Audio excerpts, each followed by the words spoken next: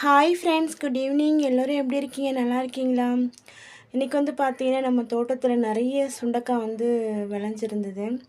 So சுண்டக்காய் பறிக்கலான்னு போனேன். நிறைய இருந்துச்சு, என்னால் பறிக்கவே முடியல.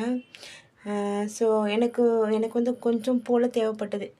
ஸோ நாளைக்கு வந்து நமக்கு வந்து சுண்டக்காய் காரக்குழம்பு ப்ரிப்பேர் பண்ணணுன்னு. ஸோ எனக்கு தேவையானது இன்றைக்கி வந்து பறிச்சுட்டு வந்திருந்தேன். வாங்க போய் தோட்டத்தை பார்க்கலாம். பாருங்கள், இதுதான் எங்கள் வீட்டு பேக் சைடில் இருக்க தோட்டம். பார்த்தீங்கன்னா இதில் சுண்டைக்காய் இருக்கும், அப்புறம் புடலங்காய் இருக்கும், அப்புறம் கத்திரிக்காய் இருக்கும், அப்புறம் வெண்டைக்காய் இருக்கும், அப்புறம் கருவேப்பிலை இருக்கும், அப்புறம் முருங்கை இருக்கும், அப்புறம் பப்பாளி இருக்கும். இது வீட்டு பேக் சைடில் இருக்குது. நான் அடிக்கடி போக மாட்டேன். ஏன்னு பார்த்தீங்கன்னா அந்த சுண்டைக்காய் செடி இதுலெல்லாம் பூச்சி ஏதாச்சும் கடிக்கும்னு பயம் எனக்கு.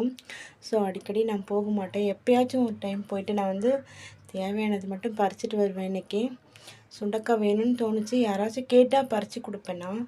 இந்த சைட் பாருங்கள், ஃபுல்லாக முருங்கை. இது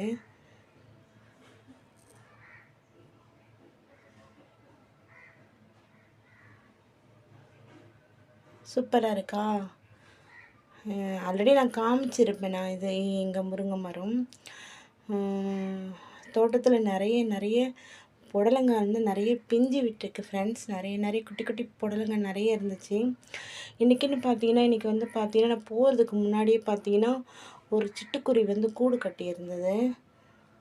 அதையும் பார்த்தேன். நான் ஃபோட்டோ எடுக்கலைண்ணா. தேங்க்யூ ஃபார் வாட்சிங். Bye bye friends.